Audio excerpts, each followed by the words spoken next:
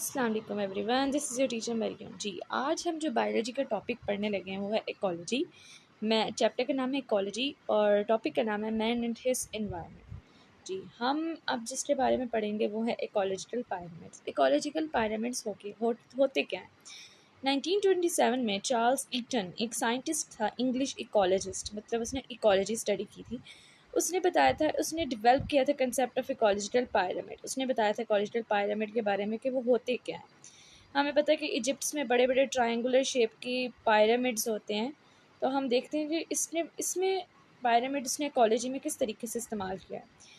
He noted that, उसने note किया कि animal present in the beginning of the food chain are abundant in number, कि animals जो भी शुरू में पाए जाते हैं फूड चेन की शुरू में, प्रोड्यूसर्स, वो सबसे ज़्यादा नंबर में होते हैं। और जैसे ही प्रोड्यूसर्स के बाद प्राइमरी कंज्यूमर्स और सेकेंडरी कंज्यूमर्स जब आते हैं तो उसी तरह से वो तादाद में कम होते जाते हैं, जबकि जो प्रोड्यूसर्स हैं वो सबसे कम ताकतवर होते हैं, लेकिन फिर भी वो तादाद में ज़्यादा होते हैं।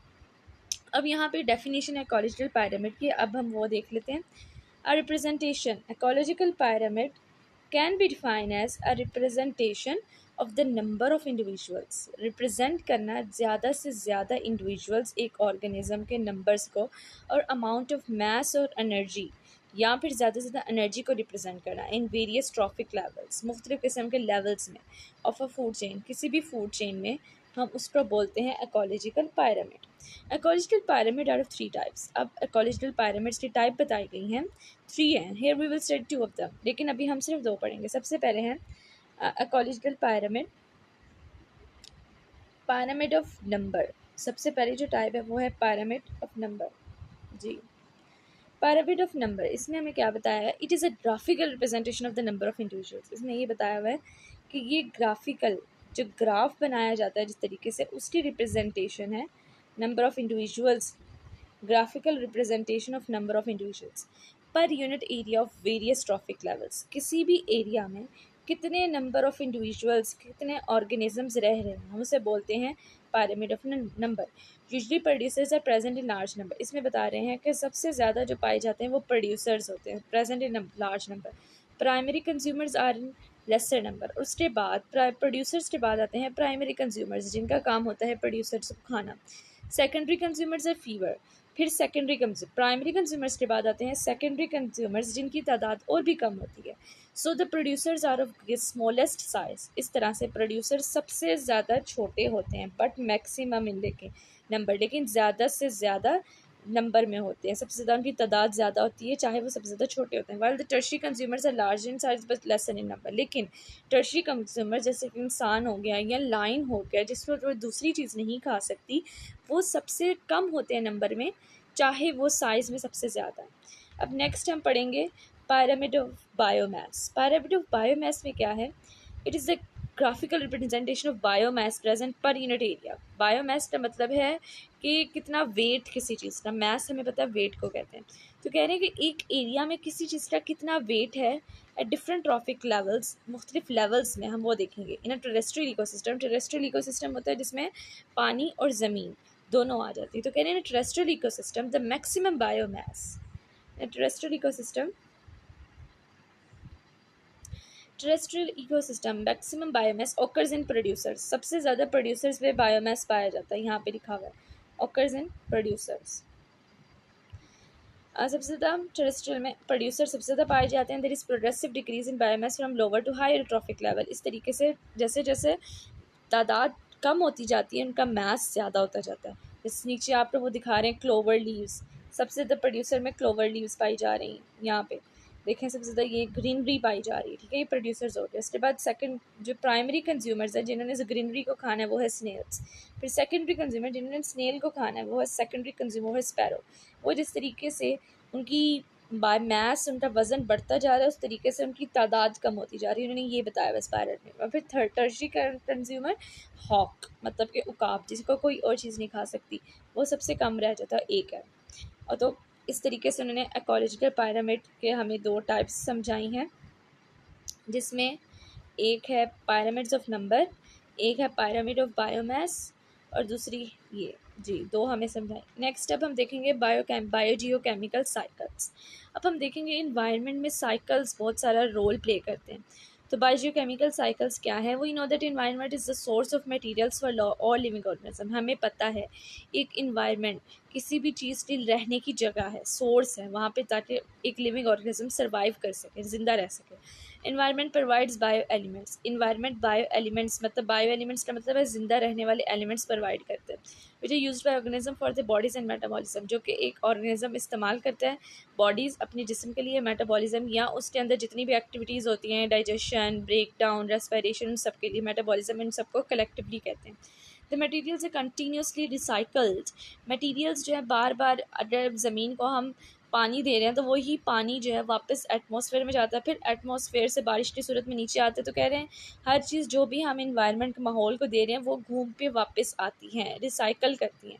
Biogeochemical cycles are the cyclic pathway. ऐसे साइक्लिक पाथवेज हैं through which materials move from environment to organism, जिससे मटीरियल्स इन्वायरमेंट से ऑर्गेनिजम्स में जाता है एंड बैक टू इन्वायरमेंट, और फिर वापस इन्वायरमेंट में आ जाता है। सबसे पहले हम न्यूट्रिएंट साइकिल्स की डेफिनेशन देख लेते हैं।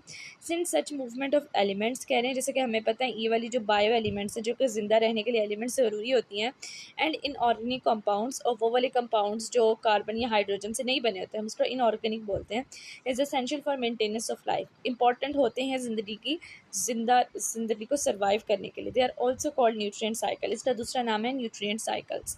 ये न्यूट्रिएंट साइकिल्स की डेफिनेशन से आप लोगों ने अच्छे तरीके से इसको निशान लगा लेना और याद करनी। नेक्स्ट है कार्बन साइकिल। आगे हम देखते हैं carbon cycle.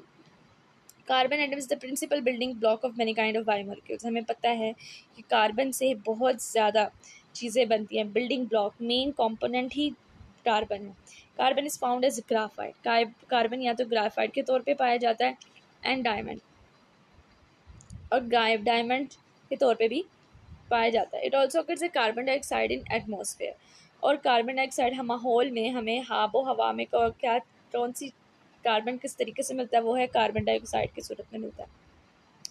Carbon cycle is a perfect cycle in the sense that carbon is return to atmosphere as soon as it is remove. कह रहे हैं कि कार्बन साइकिल सबसे अच्छा परफेक्ट साइकिल इसलिए कि जितनी जल्दी वो इन्वायरमेंट से कार्बन लेते हैं उतनी जल्दी उसको वापस भी कर देते हैं। Major source of carbon for the living world is carbon dioxide present in atmosphere. कह रहे हैं सबसे ज़्यादा, ये एमसीक्यूज आ सकता है, जो मेजर सोर्स है कार्बन का फॉर द लिविंग वर्ल्ड जिंदा रहने के लिए, वो है कार्बन डाइऑक्साइड जो कि एटमॉस्फेयर में पाया जाता है। उसके बाद हाँ जी, उसके बाद है present fossil fuels like peat, coal, natural gas and petroleum also contain carbon. कह रहे हैं फॉसिल फ्यूल्स वो वाली चीज़ें जो कि कोयला, जिस तरह फॉसिल फ्यूल्स आप लोगों को पता ही है डेड मैटर से मिलके बनते हैं, ठीक है, जो चीज़ें गल सड़ जाती हैं हज़ारों साल अंदर पड़ी रहती हैं उससे फॉसिल फ्यूल्स बनते हैं। तो कह रहे हैं fossil fuels like peat, coal, natural gas और petroleum.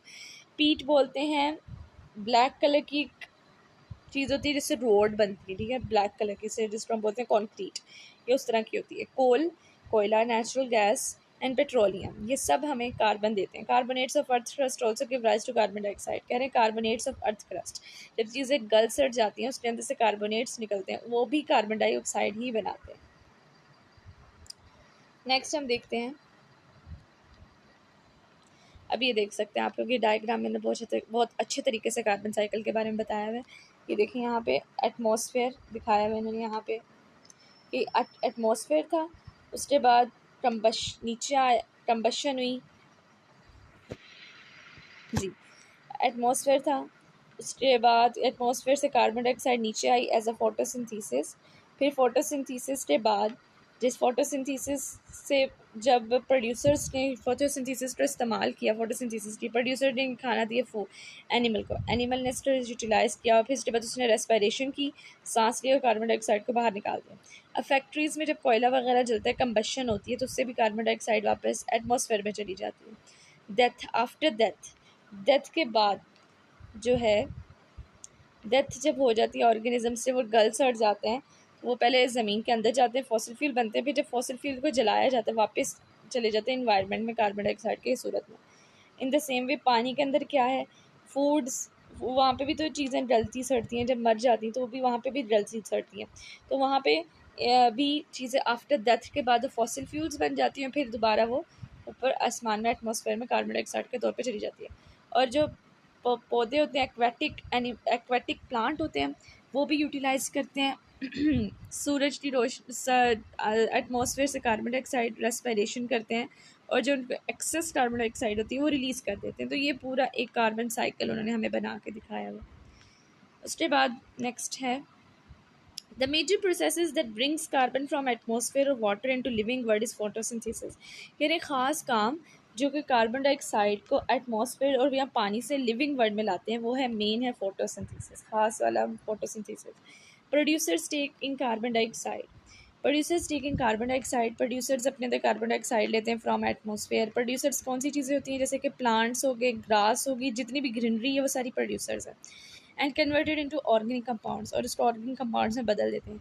In this way carbon becomes a part of the body of producers. इस तरीके से कार्बन बन जाता है बॉडी पार्ट प्रोड्यूसर्स का। This carbon inter food chain, और यही कार्बन फूड चेन में इंटर हो जाता है पास टू हर्बीवोर्स। पहले हर्बीवोर्स वो वाले एनिमल्स होते हैं जो प्लांट्स को खाते हैं, उधर जाता है। फिर हर्बीवोर्स टू कार्निवोर्स खाते हैं, कार्निवर्स वो वाले एनिमल्स जो मीट खाते हैं। एंड डिकम्पोजर्स, और फिर जब मर जाते हैं कार्निवोर्स वो डिकम्पोज हो जाते हैं, तो डिकम्पोजर्स भी कार्बन डाइऑक्साइड हवा में रिलीज़ कर देते हैं।